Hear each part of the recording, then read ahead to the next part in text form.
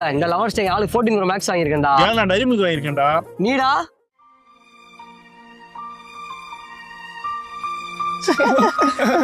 இதான் 30 ரூபா வருமா? இதான் கொடுத்தா கன்ஃபார்ம் பிரேக்கப் தான்டா.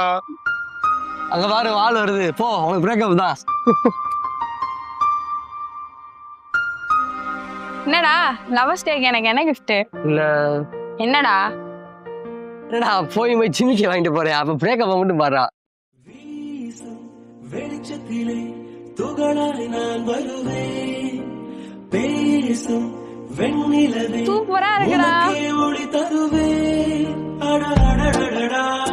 பரவாயில்லையே, சாருக்கு எனக்கு என்னெல்லாம் பிடிச்சிருக்குன்னு தெரிஞ்சிருக்கு. சரி வா போலாமா?